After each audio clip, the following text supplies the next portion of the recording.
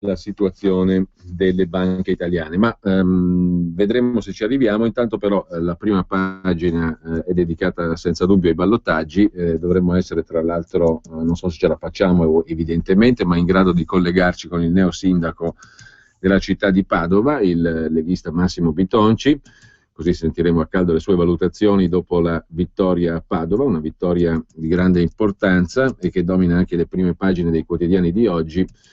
E per esempio abbiamo visto sul Corriere della Sera il titolo d'apertura, ma evidentemente insieme ad altre città: frena il PD, Livorno a Movimento 5 Stelle, Perugia al centrodestra. Così per esempio l'agenzia ANSA apre adesso la sua prima pagina, mentre andando a dare un'occhiata più approfondita ai vari risultati, magari un pochino, come dire, didattica, pesantina la situazione, però diamo un occhio anche al voto nel suo complesso, perché si votava in Piemonte in diverse città. Per esempio a Biella. A Biella com'è finita? È finita con il Partito Democratico e il centro-sinistra che ha eletto il sindaco col 59,17% contro il 40,83% del centrodestra, qui Forza Italia, Lega Nord, Fratelli d'Italia e via dicendo. Questo per quanto riguarda Biella. Un panorama rapido sempre sul Piemonte: Casale Monferrato.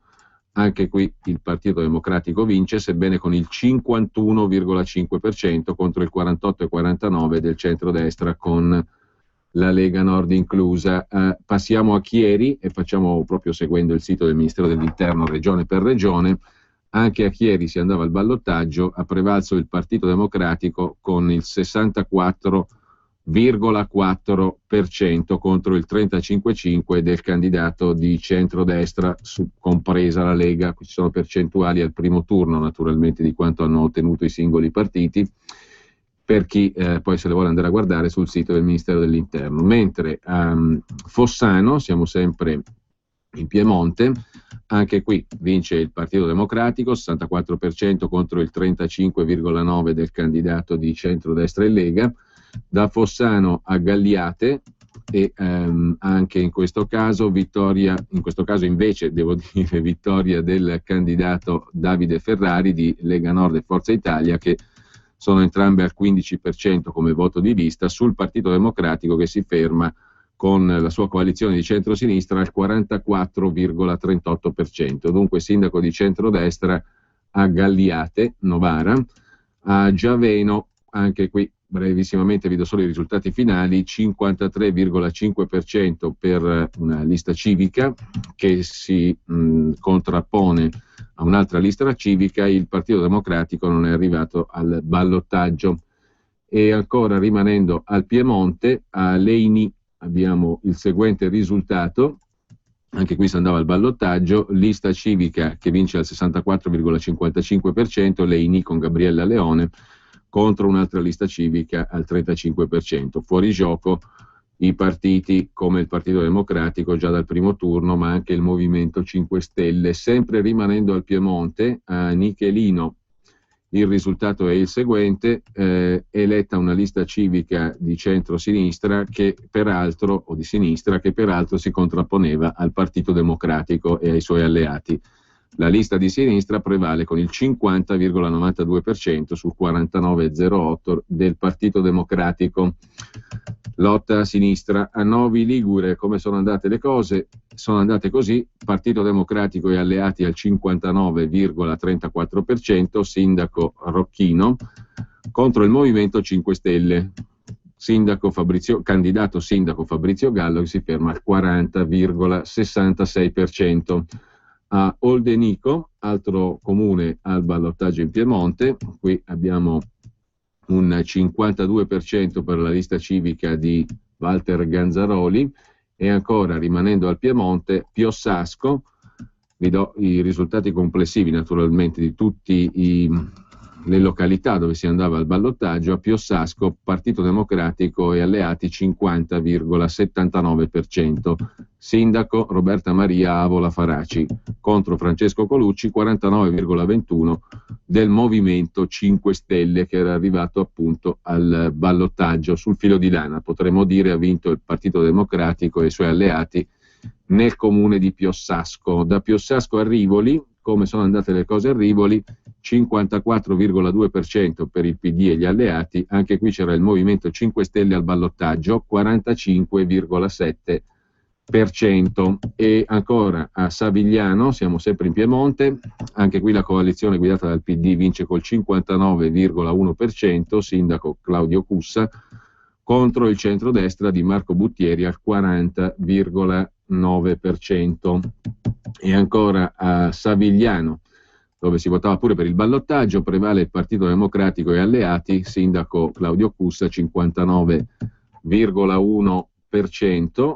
A Tortona le cose sono andate così: 58,9% per Partito Democratico e alleati, sindaco Gianluca Bardone, 41,01% per Giuseppe Bottazzi, Forza Italia e Alleanza di Centrodestra con Lega Nord. E ancora da Tortona a Verbania il dato è stato dato anche dai maggiori organi di informazione, qui il Partito Democratico e alleati al 77,8% contro il 22% del centrodestra, compresa la Lega Nord. Infine a Vercelli, anche questo dato ha avuto una certa rilevanza ieri sera mentre le TV davano i risultati: 67,5% Partito Democratico, 32,5% per il centrodestra, Lega compresa. Dal Piemonte ci spostiamo alla Lombardia, oltre al caso di Bergamo, che fa titolo sulle prime pagine dei giornali. A Bergamo le cose sono andate esattamente così: 53,5% per Giorgio Gori, Partito Democratico e alleati, e 46,5% per il sindaco uscente di centrodestra con Lega Nord, Franco Tentorio. Ma oltre a Bergamo, dicevo, il voto come è andato negli altri comuni al ballottaggio, vediamo in ordine alfabetico dal sito del Ministero dell'Interno Albino. Ad Albino, Lega Nord, Forza Italia e Liste Civiche vincono con Fabio Terzi, 50,65% contro la lista civica di Luca Carrara, 49,35%. Da Albino a Besana in Brianza, sempre seguendo l'ordine alfabetico e i risultati del Ministero dell'Interno, a Besana Brianza vince il Partito Democratico con alleati 56,55%, Sergio Cazzaniga contro Alcide Riva, supportato da Lega Nord e Liste Civiche al 43,45%. Dunque a Besana Brianza sindaco Cazzaniga di centrosinistra. Da Besana Brianza a Bovisio Masciago il risultato finale è questo: Partito Democratico 56,42%, sindaco Giuliano Soldà, contro Raffaella Damonte, centrodestra con Lega, 43,5%. E ancora a Casalmaggiore, qui c'è stata la sorpresa leghista, ne abbiamo letto anche sul Corriere della Sera, con Filippo Bongiovanni che vince con il 50,42% contro il 49,58% di Claudio Silla, sorpresa leghista per una manciata di voti, sindaco.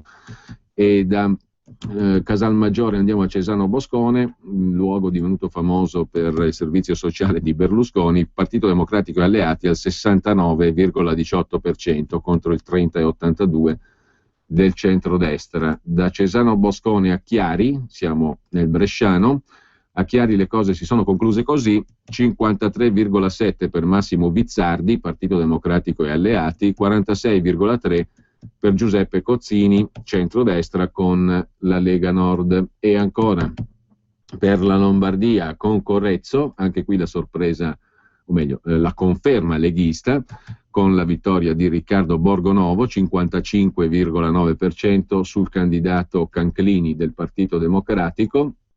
Da Concorrezzo a Cremona, anche qui sapete come sono andate le cose, visto che i giornali ne hanno parlato, delle città principali capoluogo, il PD vince con il 56,31% e i suoi alleati. Gianluca Galimberti sconfigge il sindaco uscente Oreste Perri al 43,69%, supportato anche dalla Lega Nord in seconda battuta nel ballottaggio. Da Cremona a Cusano Milanino, il sindaco uscente della Lega, coalizione di centrodestra, Sergio Ghisellini, sconfitto con il 36,96% contro Lorenzo Gaiani, Partito Democratico e alleati, al 63,04%. Dunque Cusano Milanino cambia colore, cambia sindaco, cambia coalizione dal centrodestra al centrosinistra. Ad Almine, nella Bergamasca, le cose si sono concluse in questi termini: La candidata sindaca Lorella Alessio del PD e alleati ha vinto col 61,5%, Fabio Facchinetti, Lega Nord e Forza Italia si ferma al 38,46% a Dalmine. A Ghedi, ancora nel bresciano, vince con il 53,2% Lorenzo Borzi, Lega Nord, Lista Civica, Forza Italia, sulla coalizione di centrosinistra di Walter Migliorati al 46,7%. E ancora a Giussano, trasferiamo di nuovo in Brianza, il Partito Democratico al 55,8% con Matteo Riva sindaco, su Ettore Trezzi 44,14%, centrodestra con la Lega Nord. Questo per quanto riguarda Giussano. A Lumezzane, sempre nel bresciano, il PD al 63,2% con Matteo Zani che diventa sindaco, su Forza Italia, Lega e Nuovo Centrodestra Lucio Facchinetti che si ferma al 36,8%. E ci trasferiamo a Mariano Comense, di nuovo in Brianza, Partito Democratico al 71,6% con Giovanni Marchisio sindaco, Andrea Ballabio si ferma al 28,3%, supportato da Forza Italia e Liste Civiche. Il candidato sindaco della Lega sarà fermato al 13,26% al primo turno.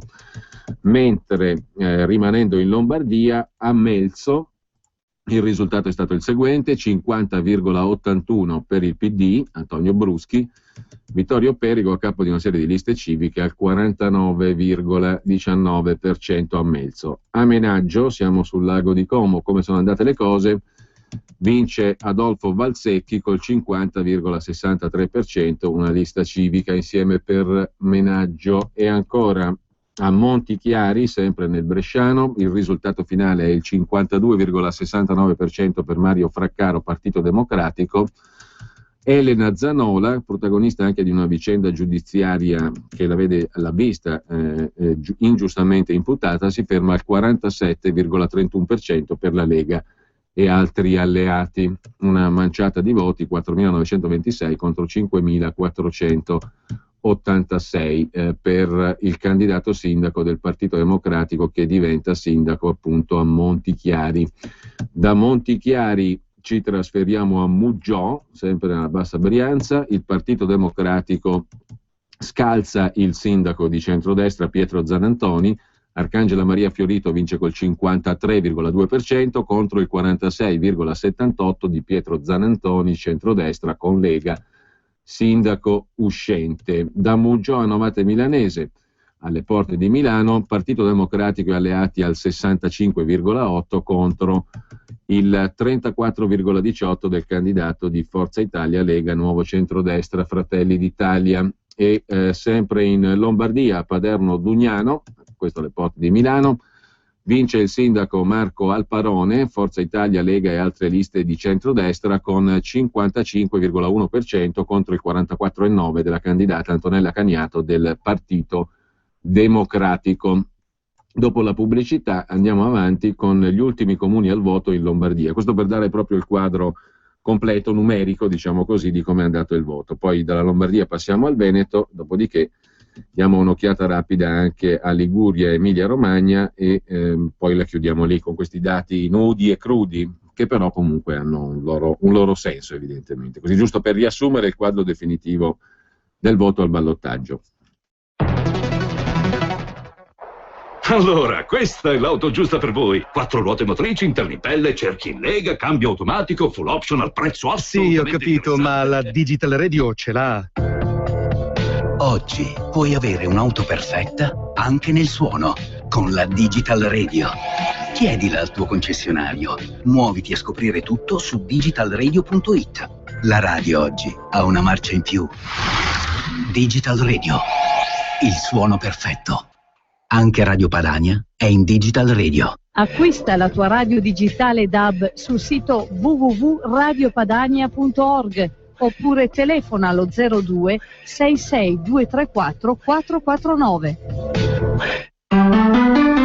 Amici padani, ascoltate cosa può succedere a chi non ha installato Su e Giù. Ciao Luisa, ma cosa ti è successo? Ma lascia sta, per togliere le tende e lavarle sono caduta dalla scala?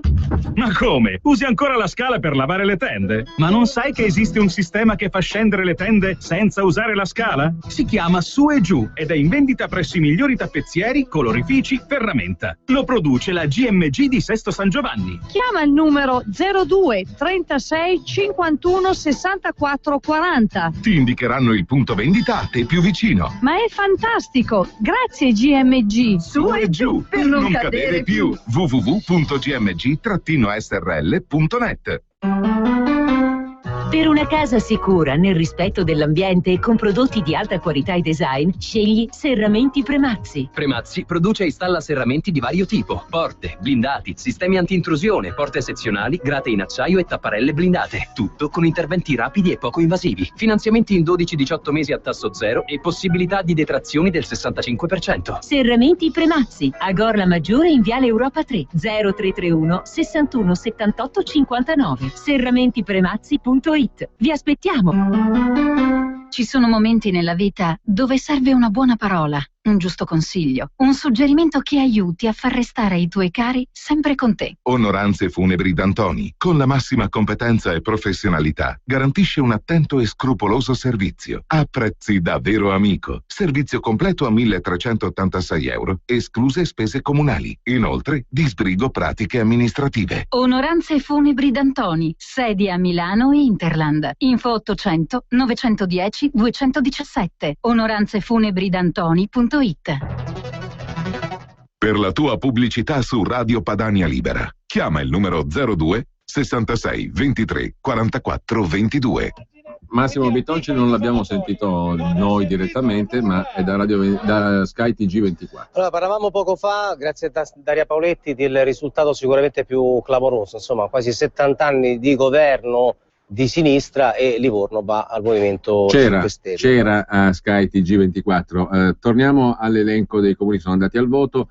Pavia, il risultato lo conoscono tutti, qui il sindaco del PD Massimo De Paoli ha vinto col 53,13% contro Alessandro Cattaneo, Forza Italia, Lega, Centrodestra, 46,87%, sindaco uscente, uomo nuovo di Forza Italia. Va detto che comunque, cito il caso di Pavia, però la questione si può ripetere per tutti gli altri comuni ovviamente.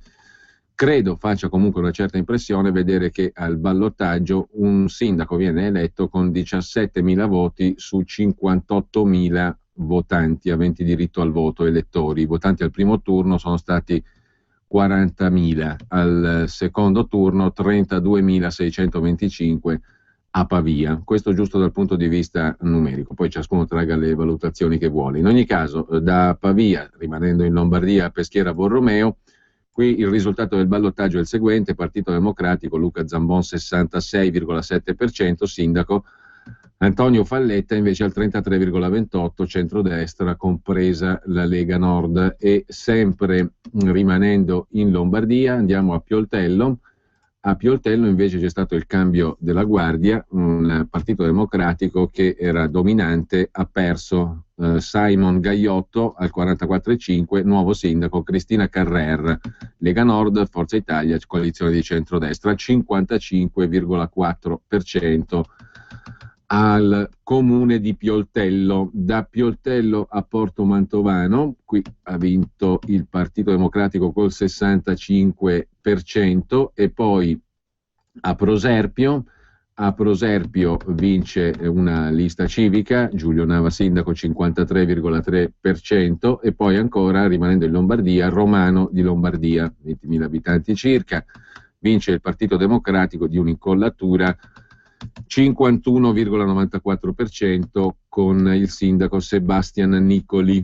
Paolo Patelli, Lega Nord Forza Italia, si ferma al 48,06%, 3.500 voti per lui, 3.800 per il sindaco su 13.500 elettori aventi diritto.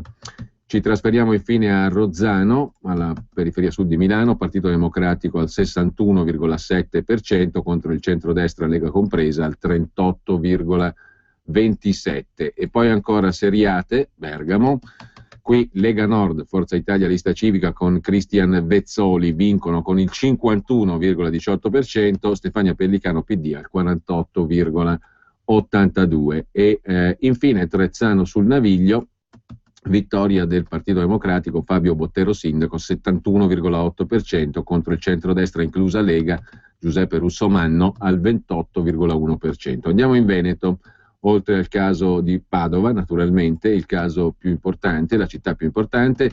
Bitonci vince con il 53,5%, la sua lista civica, Bitonci sindaco al 16,6% e 10 consiglieri, dunque il gruppo consigliare più numeroso, visto che ha preso appunto il 16,6% al primo turno, Lega Nord al 4,89% al primo turno, però Bitonci Lega non una cosa sola, però sta di fatto che la lista civica ha ottenuto questo grande successo. In ogni caso Bitonci vince col 53,5% su Ivo Rossi, Partito Democratico, al 46,5%. Si è votato però anche ad Arzignano, Vicenza. Qui la coalizione di centrodestra e Lega vince con il 55,6%, Giorgio Gentilin sindaco. E ancora, rimanendo in Veneto, Bassano del Grappa, anche qui ballottaggio, ma vince il Partito Democratico con Riccardo Poletto sindaco al 58,37% su Maria Federica Finco, Forza Italia centrodestra, compresa Lega, al 41,6%. A Legnago, anche qui si votava per il ballottaggio, Clara Scapin, Partito Democratico al 64,4%, Loris Bisighin, centrodestra Lega, 35,5%. A Mogliano Veneto il Partito Democratico con Carola Arena vince al 54,8% contro il centrodestra Lega inclusa 45,19%.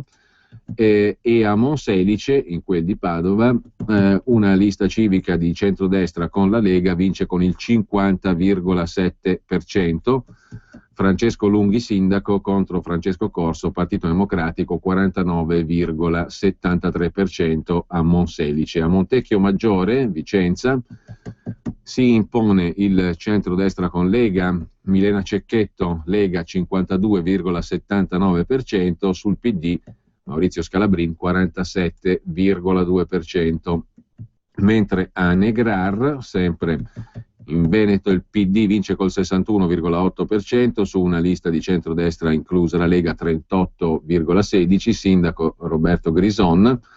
E ancora a Noale abbiamo questi risultati di ballottaggio: PD e Patrizia Andreotti sindaco 56,7%, due liste civiche al 43,21% con il candidato Michele Celeghin. Questo a Noale. Da Noale a Paese, nel Trevigiano, le elezioni sono andate così: Lega Nord e alleati, Forza Italia centrodestra lista civica, con Francesco Pietro Bon vincono al secondo turno 50,88% contro il 49,12% di Valerio Mardegan, Partito Democratico. Questo a Paese. A Pescantina il risultato è il seguente: sconfitta la lista alla quale era collegata anche la Lega Nord, due liste civiche, 45-44, vince una lista civica di ispirazione PD, 54,56%, Luigi Cadura sindaco di Pescantina. E sempre in Veneto, Preganziol, il risultato è il seguente: il candidato del PD Paolo Galeano sindaco col 54,3%, Sergio Marton, Lega Nord e altri, Forza Italia inclusa, al 45,6% nel comune di Preganziol. A Revine Lago le cose sono andate in questi termini: lista civica di Michela Coan sindaca col 51,78%. E ancora a Rubano, siamo sempre in Veneto, anche qui una lista civica contro il Movimento 5 Stelle ce la fa col 67,7%, Sabrina Doni, nuovo sindaco di Rubano. A San Bonifacio il risultato finale è il seguente: Partito Democratico Giampaolo Provoli sindaco 58,4%, centrodestra e liste civiche con Lega 41,57%, sconfitto Silvano Polo. Mentre per concludere a Schio il risultato è stato il seguente: Walter Orsi, lista civica con una impostazione un po' trasversale, c'è anche Fare per fermare il declino, Veneto Stato 51,5% contro il candidato del PD Dario Tomasi, che si ferma al 48,42. Nuovo sindaco dunque di Schio, Walter Orsi, con il 51,5%. A Spinea, Treviso, abbiamo ancora Silvano Cecchin, Partito Democratico, 65,1%, contro Claudio Tessari, Forza Italia e varie liste civiche al 34,8%. E infine Vittorio Veneto, dove si afferma il candidato del Partito Democratico per 1,5 punti percentuale, 51,6%, Roberto Tonon, nuovo sindaco. Gian Antonio Daré, lista civica, Lega Nord, Forza Italia e altre liste, al 48,39%. Lasciamo il Veneto e andiamo a dare un'occhiata anche alla Liguria. Si votava in 3 comuni: a Rapallo Carlo Bagnasco, lista civica e altri alleati, col 63,8% sconfigge il candidato del Partito Democratico Armando Capurro, che si ferma al 36,2%. A Sanremo il risultato finale è questo: Partito Democratico Alberto Biancheri sindaco, 65,02%, centrodestra con Lega Nord Giovanni Berrino al 34,98%. Infine a Ventimiglia, dove c'è stata anche quella questione della compravendita voti, a quanto pare, sulla quale sta indagando la magistratura dopo il primo turno. Il secondo turno si è concluso così: Enrico Ioculano, Partito Democratico, 55,8%, nuovo sindaco, contro Giovanni Ballestra, Forza Italia, Lega Nord e centrodestra, 44,19%. Per quanto riguarda l'Emilia Romagna, abbiamo a questo punto il dato principale era quello, o meglio, uno dei dati a cui si guardava era quello di Modena. A Modena alla fine ha prevalso il Partito Democratico col 63%, Giancarlo Muzzarelli, rispetto a Marco Bortolotti del Movimento 5 Stelle al 36,9%. Dopodiché gli altri dati dell'Emilia Romagna sono i seguenti: a Correggio vince il PD, 73,9%, contro il Movimento 5 Stelle, anche in questo caso giunto al ballottaggio. In Emilia Romagna c'è questa tendenza, se vogliamo, del Movimento 5 Stelle ad arrivare comunque al ballottaggio. A Fidenza, in non pochi casi perlomeno, a Fidenza anche qui Andrea Massari, Partito Democratico sindaco, col 68,5%, contro Francesca Gambarini, Lega Nord, Forza Italia, Lista Civica, Fratelli d'Italia al 31,42%. A Lugo di Romagna le cose sono andate così: Partito Democratico con Davide Ranalli al 59,7% su una serie di liste civiche. A Modena abbiamo detto. Il voto poi ancora a Riccione: si è concluso il ballottaggio in questo modo, con una contrapposizione, una serie di liste civiche di impostazione centrodestra compresa Lega, che a Riccione vincono sindaca Renata Tosi con il 53,39%, contro il candidato del Partito Democratico Fabio Ubaldi, che si ferma al 46,61% a Riccione. A Sassuolo, Modena, risultato finale: il candidato Claudio Pistoni del Partito Democratico diventa sindaco col 58,2%, il centrodestra Lega inclusa con Luca Caselli al 41,8%. Questo a Sassuolo. A Savignano sul Rubicone, siamo sempre in Romagna, vince Claudio Pistoni, Partito Democratico, nuovo sindaco, 58,2%, centrodestra con Lega al 41,8% con Luca Caselli. E infine a Vignola, Modena, celebre per le squisite ciliegie, vince una lista civica, una serie di liste civiche, Mauro Smeraldi sindaco col 50,78% sul candidato del PD Giancarlo Gasparini, sconfitto con il 49,22%. Questo per quanto riguarda l'Emilia Romagna. Poi c'è il dato in Umbria di Perugia che passa al centrodestra. E infine una curiosità, visto che molti ci ascoltano anche dalla Sardegna: ad Alghero è finita così al secondo turno: Unione di Centro, Unione Popolare, Sinistra Alghero in Comune e Lista Civica per Alghero, che è la più votata peraltro, col 19,8%, vincono con il candidato sindaco Mario Bruno, 56,78%.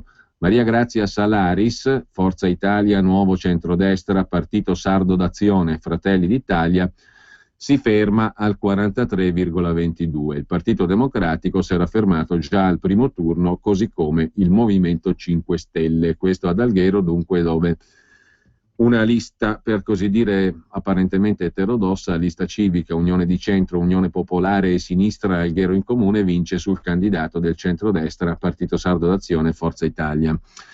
Quindi nuovo sindaco Mario Bruno. Con ciò noi abbiamo dato uno sguardo complessivo, perlomeno alle zone di nostro interesse, anche come bacino di utenza, diciamo così, della nostra radio, e questi sono i risultati complessivi. Adesso facciamo una piccola pausa, giusto per riacquisire la favella in maniera decente, e poi passiamo agli altri argomenti di oggi, sempre che riusciamo magari a contattare Massimo Bitonci. Ci proviamo, l'abbiamo detto prima, per una giornata abbastanza complicata. Peraltro c'è inregistrata il commento di Massimo Bitonci rilasciato a Sky TG 24 stamani. I padovani hanno apprezzato me, la squadra, un programma serio, niente volantini anonimi, fatti sulla famiglia, fatti su altre cose. Li avete visti in queste settimane cosa hanno fatto? E anche la stampa di regime. Non è servito a nulla una settimana, 15 giorni di prime pagine e di articoli diffamatori. Non è servito a nulla! Così Massimo Bitonci, che non era naturalmente intervistato da Sky TG, ma ha preso, diciamo così, una dichiarazione notturna dopo il risultato che lo ha visto diventare sindaco di Padova.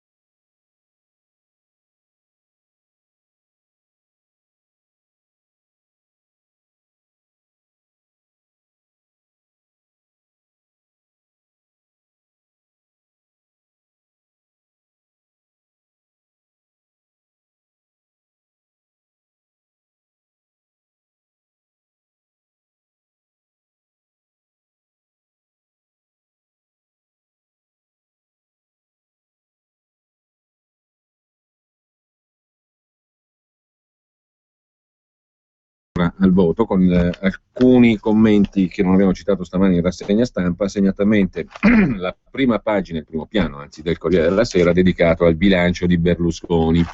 Secondo quel che riporta il Corriere, con la Lega funziona. Questo sarebbe il pensiero di Berlusconi, peraltro deluso per Pavia, per la sconfitta del candidato sindaco uscente Alessandro Cattaneo. Qualcuno ha ricordato nelle riunioni ieri sera dell'inner circle, diciamo così, dei più vicini a Berlusconi, che alla fine abbiamo vinto solo dove c'erano i candidati di Salvini. Altri ancora segnalano che contro il PD in molte città sembra che i grillini abbiano votato per noi, come a Potenza e a Perugia, mentre i nostri hanno votato per i grillini, come a Livorno. Il resto, cioè la maggioranza del partito, rimanda ogni commento a stamattina. A Pavia c'è il tonfo di Alessandro Cattaneo, che solo qualche settimana fa era stato elevato al rango di dirigente nazionale di Forza Italia. Al contrario, a Padova il leghista Bitonci rovescia il risultato del primo turno e sottrae al centro-sinistra la giunta comunale. A Bergamo invece l'asse col Carroccio non funziona e a sorridere Giorgio Gori, mentre a Perugia inaspettatamente il centrodestra si presenta a un improvviso appuntamento con la storia e conquista col giovanissimo Andrea Romizzi la roccaforte rossa da sempre, in una rapida sequenza che vede peraltro il fronte berlusconiano lasciarsi scappare Biella e Vercelli, Verbania e Cremona, conquistando però Potenza grazie ai voti del Movimento 5 Stelle secondo il Corriere, recuperando quasi 30 punti. Delle altre città abbiamo già detto, quindi non c'è moltissimo da aggiungere per quanto riguarda i commenti di oggi, e perciò lasciamo, direi, in attesa magari di riuscire a sentire il sindaco di Padova Bitonci, ma è sempre un punto di domanda perché naturalmente la notte è stata lunga, e quindi vediamo se ce la facciamo a sentirlo. Mentre vi segnalo dal Corriere della Sera di oggi anche il capitolo del Mose, che poi vedremo. Ma prima di chiudere il capitolo strettamente di politique politicienne, per così dire, c'è da segnalare anche la prima pagina dedicata alla cronaca piemontese dal quotidiano La Stampa, il PD alla guerra delle poltrone, secondo il quotidiano torinese. La segreteria del Partito Democratico propone il sindaco di Moncalieri, Roberta Meo, come assessore alle attività produttive nella prossima giunta Chiamparino. Chiamparino si tiene una carta nella manica, potrebbe essere Giuseppina De Santis, il presidente della provincia Saitta traballa ma resiste. Tramonta l'idea di affidare al segretario Gariglio un assessorato. 14 giorni di attesa sono quelli trascorsi dalla vittoria alle elezioni di Chiamparino fino all'insediamento di Chiamparino in regione. L'ultimo giorno di cota. Oggi il passaggio delle consegne, scrive La Stampa, in Piazza Castello. Il leghista dice: sono molto arrabbiato per quel che è successo. Vediamo l'articolo breve di Alessandro Mondo sulla Stampa. Su espressa richiesta del nuovo presidente Chiamparino sarà una cerimonia rapida nei tempi e veloce nei contenuti. Cambio della guardia in Regione Piemonte, mentre il PD si arrovella nel tentativo di trovare la quadra per soddisfare le richieste delle varie correnti del partito nella composizione della giunta Chiamparino. Stamani Chiamparino e Cota si incontreranno per il passaggio di consegne alla guida della Regione Piemonte. Appuntamento in Piazza Castello, incontro veloce essenzialmente a uso di giornalisti e fotografi tra due personaggi che al di là del diverso colore politico si stimano, scrive La Stampa. La riprova è stata la campagna elettorale di Chiamparino, che solo negli ultimi giorni ha punzecchiato Cota, quasi un atto obbligato in un momento particolare. Da parte sua Cota ha sempre avuto di Chiamparino un giudizio molto diverso rispetto a quello che nei 4 anni alla guida della regione ha maturato verso l'intera opposizione di centrosinistra. Ieri Cota ha dedicato all'odierno rendezvous con Chiamparino 2 righe del consueto intervento domenicale all'insegna di toni molto istituzionali. Sono molto arrabbiato per quel che è successo, ha detto Cota, ma ritengo doveroso dare a chi si appresta a governare il Piemonte il quadro di tutte le cose fatte in questi anni con atteggiamento leale. Non è escluso, scrive La Stampa di stamani, che il governatore uscente Cota accompagni il nuovo inquilino in una breve visita degli uffici di Piazza Castello. Breve perché a seguire Chiamparino parteciperà alla festa dei Carabinieri per il 200° anniversario della nascita dell'Arma. Si chiude un capitolo, se ne apre un altro, un incontro, quello di oggi, fra Cota e Chiamparino, un incontro con significati diversi, l'occasione con la quale il nuovo presidente batte il tempo rispetto alle fibrillazioni del suo partito, perché come è noto entro domani Chiamparino vuole presentare la nuova giunta e ci sono diversi aspiranti delle diverse correnti del Partito Democratico, scrive La Stampa oggi in primo piano per quanto riguarda la cronaca piemontese.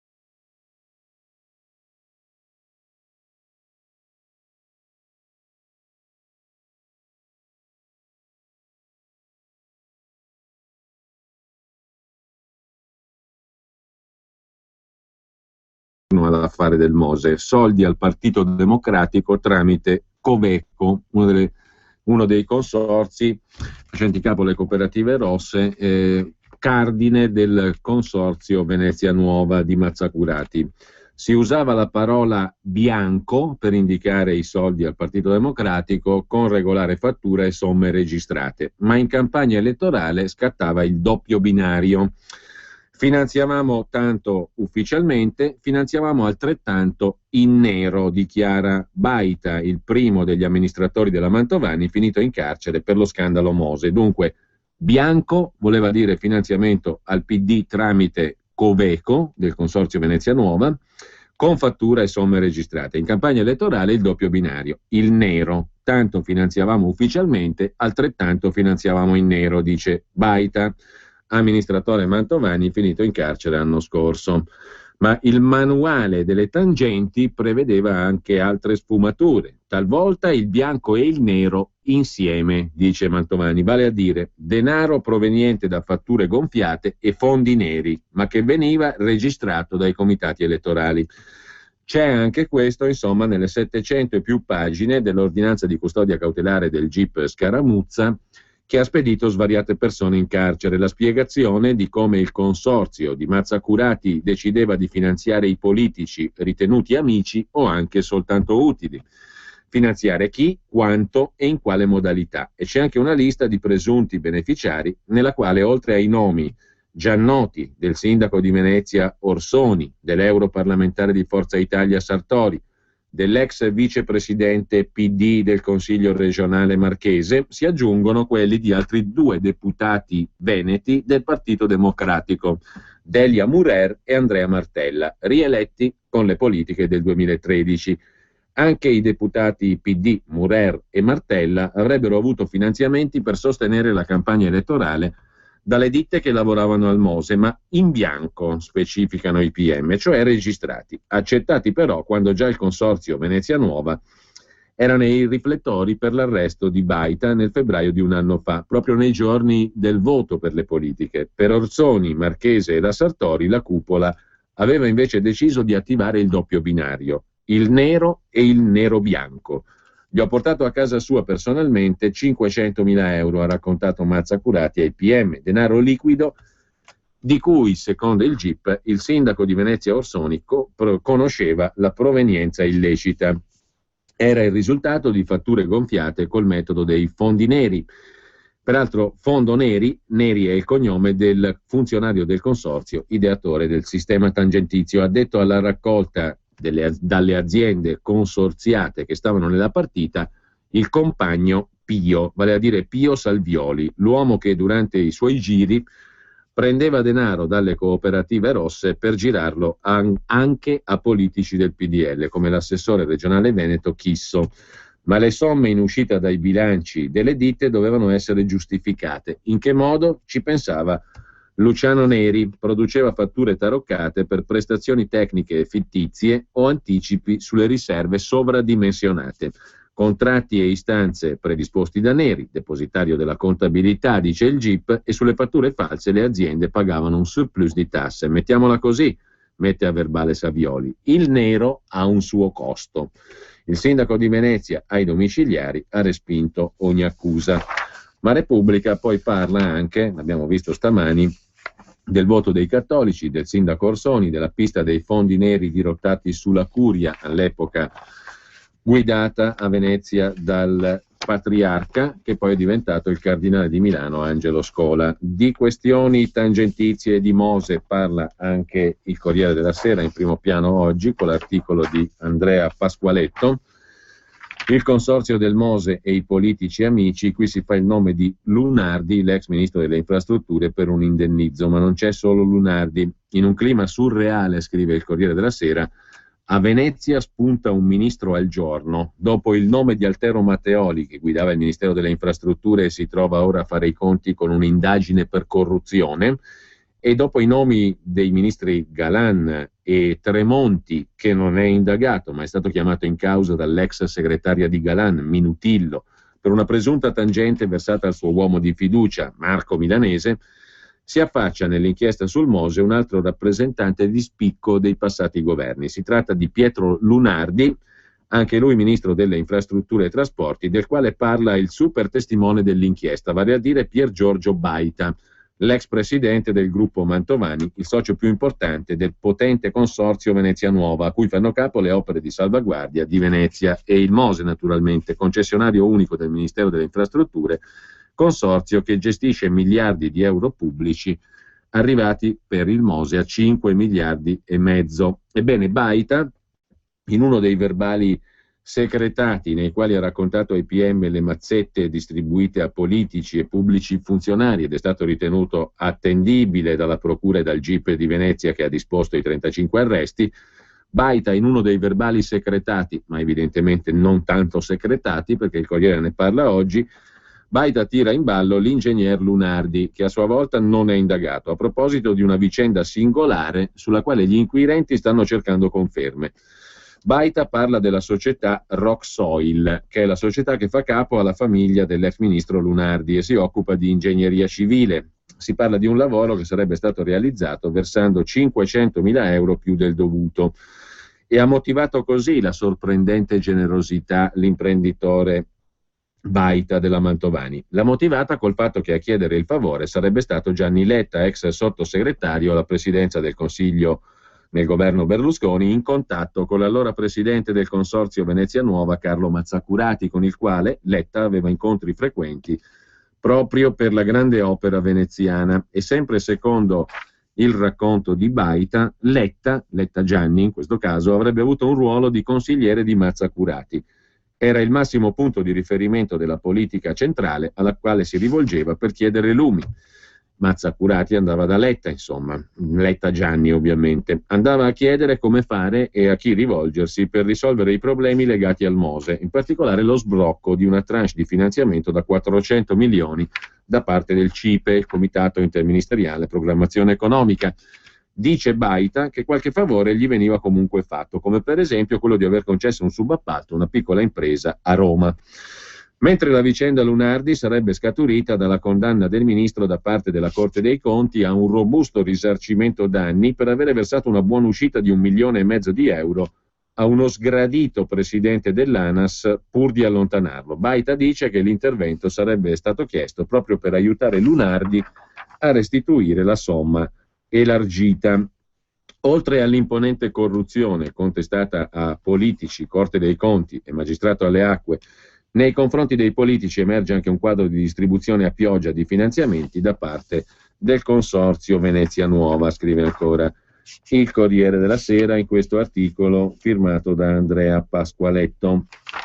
Peraltro qui si parla ancora di Baita, che racconta delle crescenti richieste di intervento politico da parte del Consorzio Venezia Nuova e di un'altra griglia di finanziamenti vari e via dicendo. Però pare che queste storie, per così dire, siano un pochino tutte da verificare evidentemente, mentre anche questa qua di Lunardi, che non si capisce bene che senso c'entri, e comunque si vedrà, insomma, si vedrà. Intanto l'opera, il Mose, è un'opera che non può essere fermata.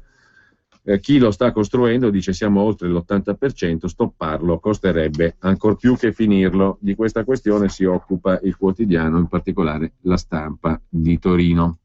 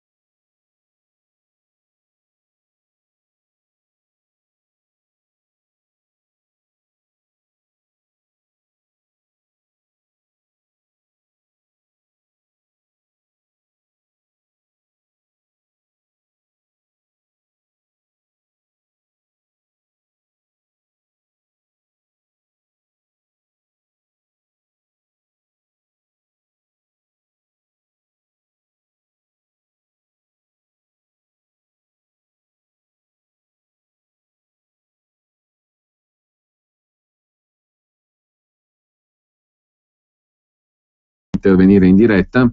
Vi ricordo anche il numero per gli SMS 346 6427 756. Ripeto il numero per chi vuole intervenire in diretta e dire la sua: 02 66 20 35 29. Per gli SMS 346 6427 756.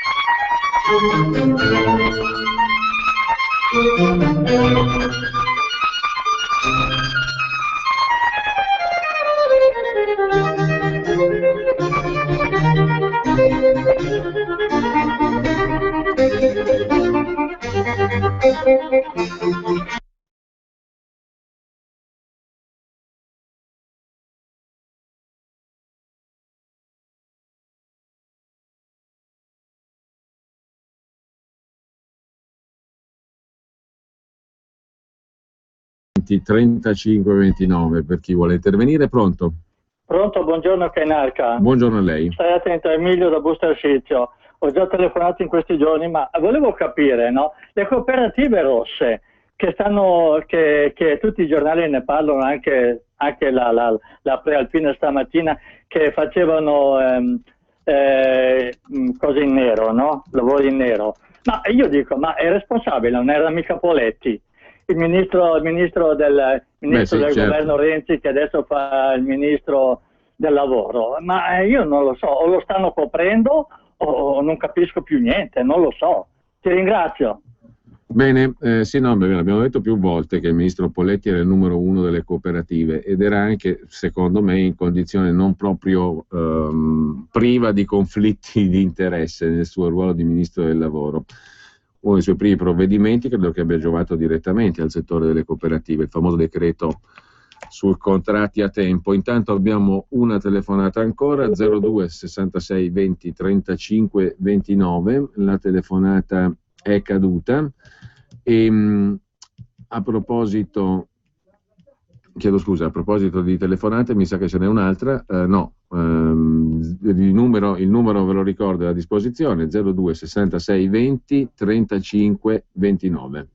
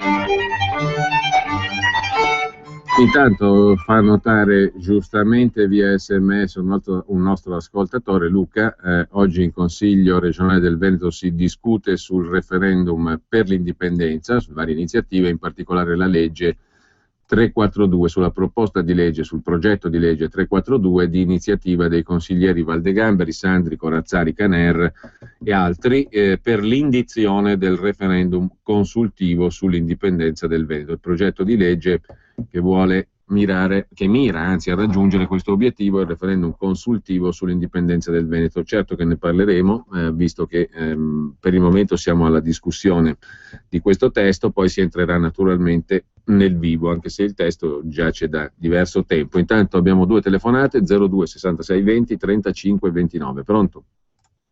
Sono io, Giulio? Sì, pronto, buongiorno.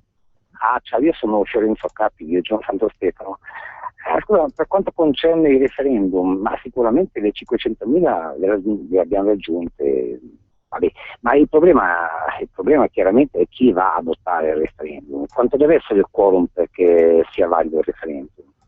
Quanto deve essere la percentuale? È la metà. Di votanti? È la metà, il 50%. Ma sicuramente, andremo ma io non andrei tanto in là, però, perché comunque tra le materie del referendum ce n'è abbastanza per suscitare un dibattito politico importante, a partire dalla legge Fornero da abolire. Quello è già un grosso punto. Abbiamo fatto fatica a tirare su 500.000 firme in 3 mesi, che vuoi che la domenica vada per sta banda di pecoroni? Vabbè, insomma, io non andrei così avanti. L'importante è raggiungere e il 24 lo sapremo, raggiungere il numero di firme necessarie. Poi credo che si tratta di temi piuttosto sentiti, a partire, ripeto, dalla legge Fornero, che tante persone ha riguardato. Intanto 02 66 20 35 29, pronto? Sì, buongiorno. Buongiorno. Senta un po', ma cosa ne dice che questi ballottaggi qui? Non è il caso di andare una volta sola a fare queste votazioni. Noi vediamo che per il momento il ballottaggio ha meno del 50% che va a votare. A cosa servono questi discorsi? La prima volta la gente si presta al voto, poi dopo c'è vuoi il tempo, vuoi che è una bellissima giornata, vuoi che vanno al mare a prendere il sole, vuoi di più di là, però è sempre un calo enorme. Come si fa a quantificare? Ho sentito l'elenco che ha fatto stamattina. Come si fa a quantificare su 5.000 voti, 6.000 voti, questo diventa sindaco su 25, 15.000? Non lo so. Le perplessità, però tutto sommato la legge elettorale è quella lì, poi possiamo ragionarci, ognuno può avere la sua opinione. Intanto c'è un'altra telefonata, 02 66 20 35 29, pronto? Direttore Cainarca, buongiorno, sono Marco da Mantova. Buongiorno a lei. Io volevo semplicemente rispondere a quel signore, il precedente dell'ultimo, che diceva cosa andiamo a fare. Dobbiamo metterci in testa che la coscienza civica è un bene che gli italiani recuperino, se l'hanno mai avuta, o altrimenti se la facciano venire, perché a questo punto ne va di tutta la nostra esistenza, perché quello che vediamo va contro gli interessi dell'italiano medio. Lasciamo perdere quelli che hanno i miliardi che se li terranno, e tanto se li sono già spostati altrove dove possono essere ben al sicuro. Però dobbiamo recuperare coscienza civica, nessuno ci toglierà le castagne dal fuoco, quindi armiamoci e partiamo. Quindi abbiamo raccolto le nostre 500.000 firme, bene, vorrà dire che ci mobiliteremo tutti, almeno noi che siamo di buona coscienza civica, e faremo in modo che anche gli italiani, quelli più pigri, possano, anzi abbiano il coraggio di partecipare alle iniziative per fare il bene degli italiani, dei padani e degli italiani. Quindi armiamoci e partiamo. Padania Libera, ciao. Ti saluto, ciao. Intanto scrive da Parma un ascoltatore o ascoltatrice: vedranno a Livorno in che sfaccello si troveranno con i 5 Stelle. A Parma non sanno governare, abbiamo solo guai. C'è anche la variabilità individuale, non è da escludere che magari il singolo sia in grado di ovviare alle possibili etichette che i cittadini possono appiccicare sopra un partito o un movimento. Magari il sindaco di Livorno è uno bravo, chi lo sa. 2 telefonate, 02 66 20 35 29. Pronto? Pronto? Buongiorno. Buongiorno, dottor Cainarca, sono Giuseppe da Biella. Volevo fare una considerazione sugli immigrati, se mi è consentito. Una proposta più grande. Siccome ci sono questi ben pensanti che dicono che questa immigrazione è una ricchezza, chi non vorrebbe caparrarsi la ricchezza, no? Uno deve fare gara per portarsi a casa. Penso che io ho una sorella e un cognato che sono proprio invasati queste storie, queste e quell'altre, dico, hanno una casa di 300 metri quadri, i 2 figli sono usciti di casa, dico, perché non vi prendete una famiglia per ogni stanza, visto che vi siete così credenti e consapevoli di questa realtà, di questa cosa. Però loro dicono no, è lo Stato che ci deve pensare, ma lo Stato sei te, è un cane che si muove da cosa, non si esce mai da queste discussioni. Io avrei una proposta da fare per tutti questi ben pensanti che dicono che i clandestini, gli extracomunitari sono una ricchezza, dicono va bene, allora ognuno di questi ben pensanti vada in prefettura, vada da chi vuole, firma una garanzia, una fideiussione, dice tutti i danni che fanno, tutto quello che rispondo io personalmente per una famiglia. Ognuno si sceglie un personaggio, tutti questi che sentiamo in televisione, che sono tutti belli contenti, questi e quell'altro, perché personalmente non fanno qualcosa, vadano lì, dicono Se vanno bene siamo contenti, se vanno male rispondiamo no, abbiamo sbagliato. Va bene, credo che il suo cognato possa essere un test abbastanza interessante per vagliare una proposta del genere. Intanto c'è un'altra telefonata, 02 66 20 35 29, che è caduta. A chi ha rubato i soldi pubblici e ai cittadini che pagano fior di tasse sequestrare i beni. Peraltro questo prevede la legge in caso di condanne definitive. Comunque 02 66 20 35 29 per chi vuole intervenire. Intanto l'agenzia ANSA Stefani aggiorna, per così dire, la sua prima pagina, sempre il titolo d'apertura è quello sui ballottaggi. Frena il PD, Livorno al Movimento 5 Stelle, Perugia al centro-destra, meno del 50% di affluenza alle urne per il ballottaggio, al primo turno era stata del 70,6%. Poi abbiamo lo spread stabile a 136,5, sale la borsa, aumento di capitale del Monte dei Paschi di Siena, e poi ancora, terza notizia, Anna Politkovskaya, uccisa come sapete in Russia, 2 ergastoli, 20 anni a ex dirigente della polizia. Il Tribunale di Mosca ha condannato tutti e 5 gli imputati, terzo processo per l'omicidio della giornalista Anna Politkovskaya, e ha optato per l'ergastolo per 2 di loro, il presunto killer Makhmudov e il presunto organizzatore Ali Gatukayev, pene detentive dai 12 ai 20 anni per gli altri 3 imputati. Il giudice ha condannato a 20 anni anche l'ex dirigente della polizia moscovita, altro presunto organizzatore del delitto, Kaji Kurbanov, e a 14 e 12 anni i complici, ceceni e fratelli del presunto killer. Il magistrato ha inoltre soddisfatto la richiesta dei familiari della Politkovskaya di un risarcimento danni di 5 milioni di rubli, poco più di 100.000 euro. 2 telefonate, pronto? Pronto? Buongiorno. Sono io in linea. Prego. Allora, Scola a Milano fa dire deve diventare città delle genti per i migranti, Milano. Ma io mi domando, ma Scola e Francesco sanno leggere? Leggono il Vangelo?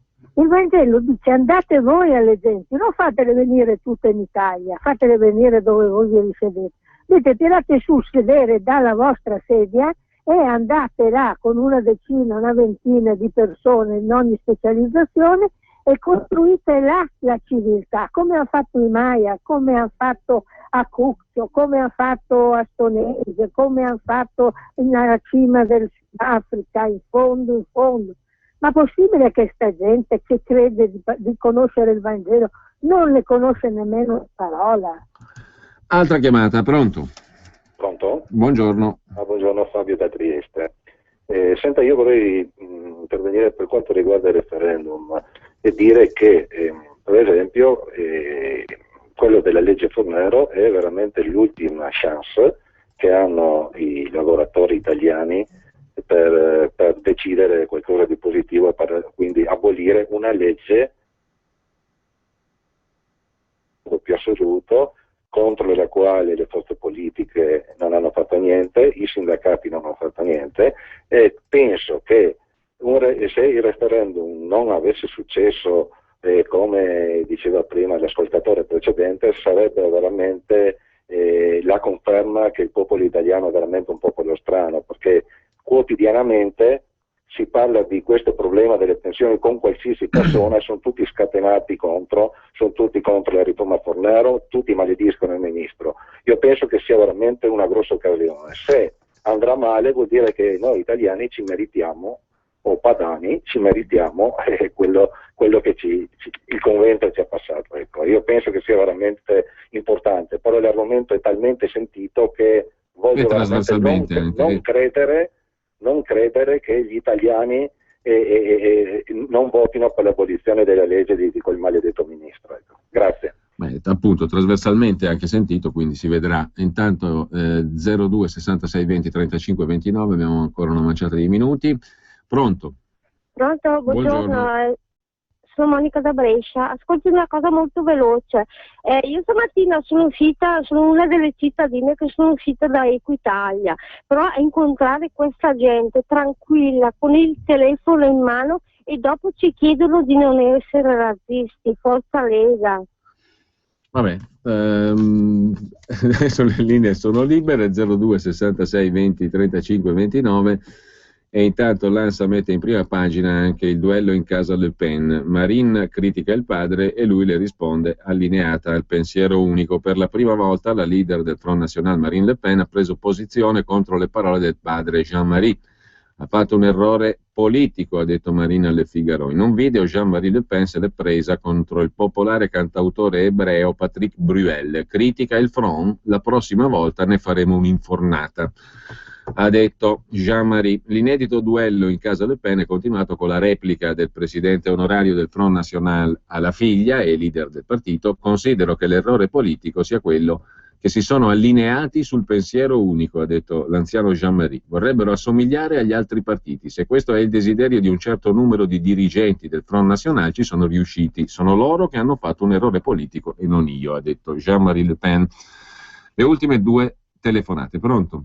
Tocca a me? Sì, buongiorno. Buongiorno, sono Maria da Torino. Ascolti, per quanto riguarda legge Fornero e tutti quegli esodati, il buon Matteo Renzi, se ho capito bene, sta già partendo al contrattacco perché sta facendo in modo che per quanto riguarda gli statali questa cosa non